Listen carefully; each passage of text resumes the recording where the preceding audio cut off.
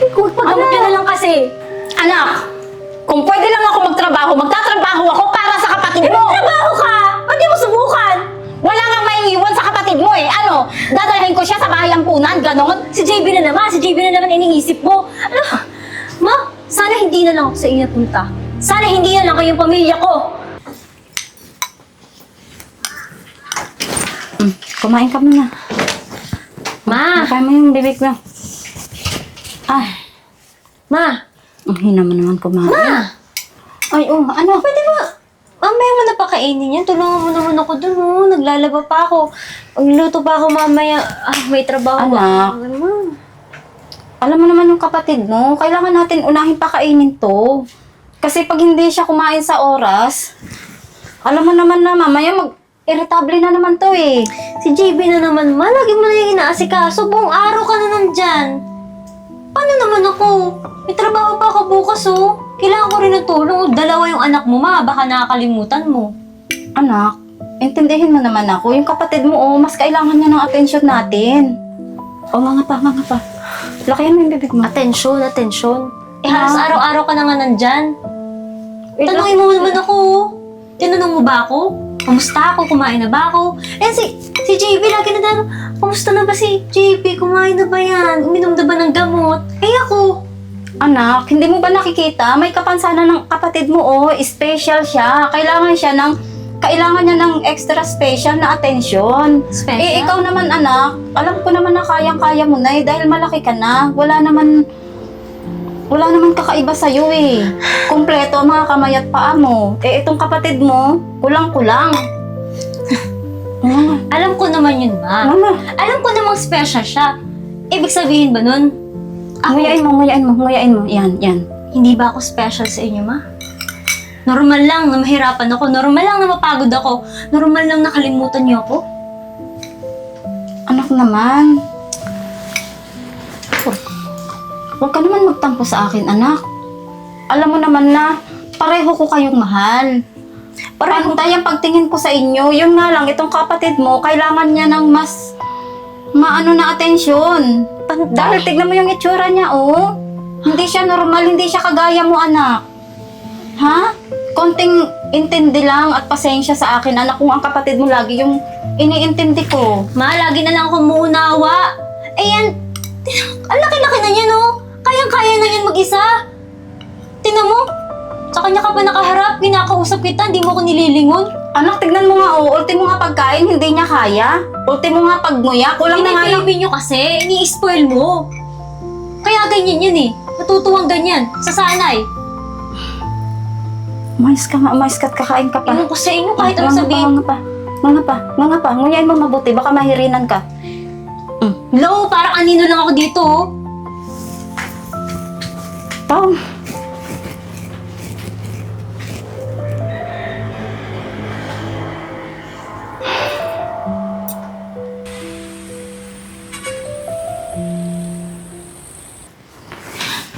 Ano ginagawa niyo dito? Anak, dumaan kami dito kasi nag-seizure na naman yung kapatid mo kanina. Kailangan ng pambili ng gamot, anak eh. At sinama niyo pa. Eh anak kasi walang magbabantay sa bahay. Magkano ba, magkano? Mga 2,000 lang anak pambili ng gamot. 2,000? Ma, alam mo ba kung magkano yung sahod ko? 3K lang. O ano, ibibigay ko sa inyo lahat. Pupunta na naman dito. Para saan ba lahat ng pagkatrabaho ko? Para kay JB lang.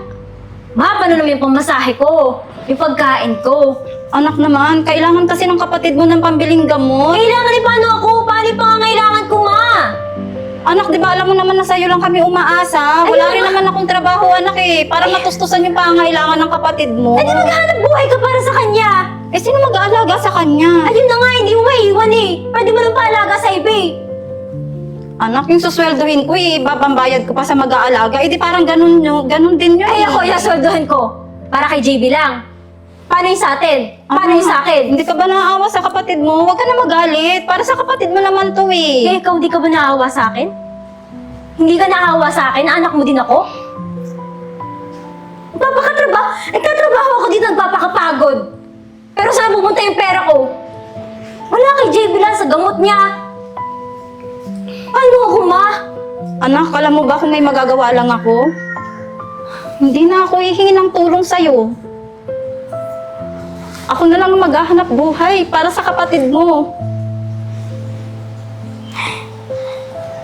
Sana nga mo eh. Sana nagtrabaho ka na lang. Kung gusto mo din namang alagaan to. Yun nga, anak, hindi ko nga alam kung kanino ko siya iiwan. Wala naman tatanggap sa kanya ng mga kamag-anak natin. Ako lang talaga yung pwedeng Huwag mo na magtiyaga sa kasi kanya. babyhin. Kaya naman niya yan. Malaki na yan, oh. Kita mo naman pakalaki na niya, no? Kaya-kaya na niya ng sarili niya.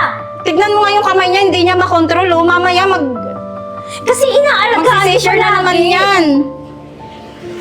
Kung paggamot niya na lang kasi. Anak, kung pwede lang ako magtrabaho, magtatrabaho ako para sa kapatid mo. Trabaho ka! Ba't di mo subukan? Wala nga maiiwan sa kapatid mo eh. Ano, dadalhin ko siya sa bahay ampunan, ganon? Si JB na naman iniisip mo. Ano? Ma, sana hindi na lang ako sa inyo punta. Sana hindi na lang kayong pamilya ko. Ayoko magkaroon ng kapatid na katulad mo. Ikaw yung ugali mo, sumusobra ka na ha? Paano kung magkapalit kayo ng sitwasyon? Eh bakit ako? Kakailanganin mo din ng tulong ko, alam mo ba yun? Ayun na naman eh, ako na naman mali. Pag siya, napaka-careful niyo. Humihingi lang ako ng kaunti para sa kapatid mo, pero ang dami-dami mong sinasabi. Lahat ng pera ko napunta sa kanya. Pati yung gamot, pati yung pabili ng pagkain sa kanya na, ma. Intindihin mo lang ang kapatid mo. Dahil walang magbibigay sa amin. Ayoko nang umintindi, ma. Umalis na lang kayo. Gusto niyo ako na lang aalis. Aalis sa pamilya natin. Umalis na kayo! Alis na, ano ba?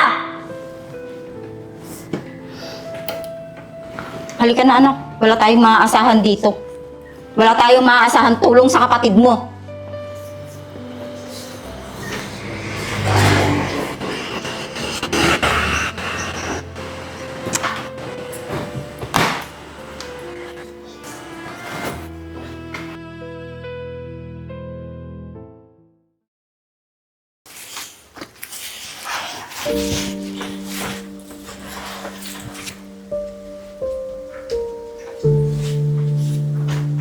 Ano to?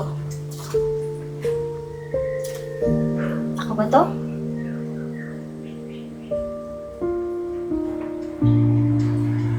Tayong tatlo. Ganito sana gusto ko eh. Buo tayo. Pero parang hindi ako kasama sa picture eh. Sige na, mag-draw ka na.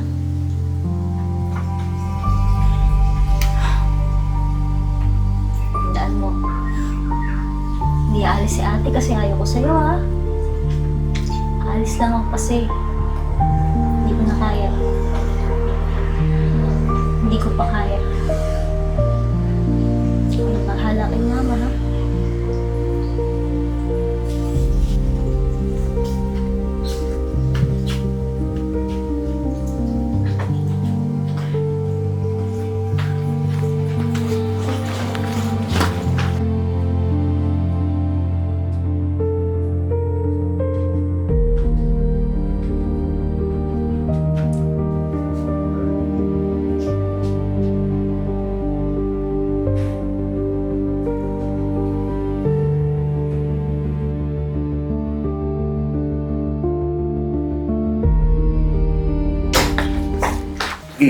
Pao, Good morning, sir.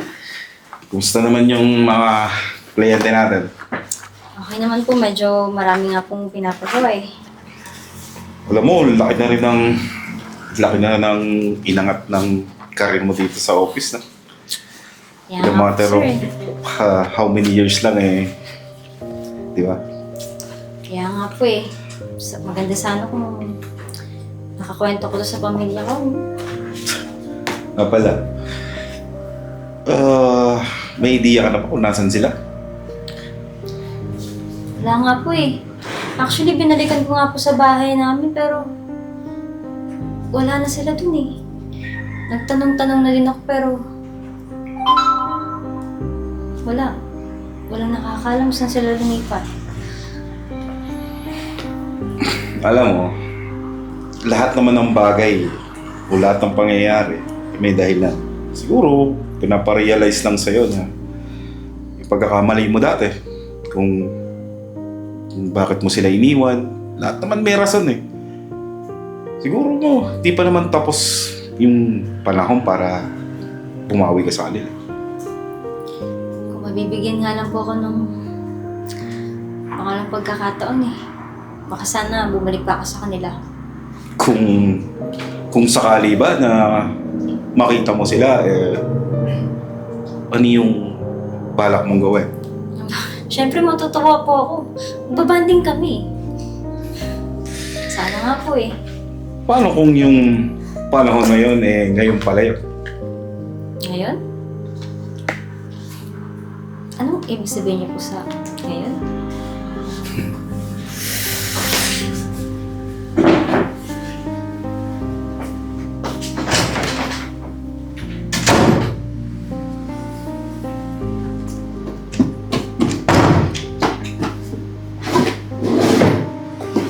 Dito po ka.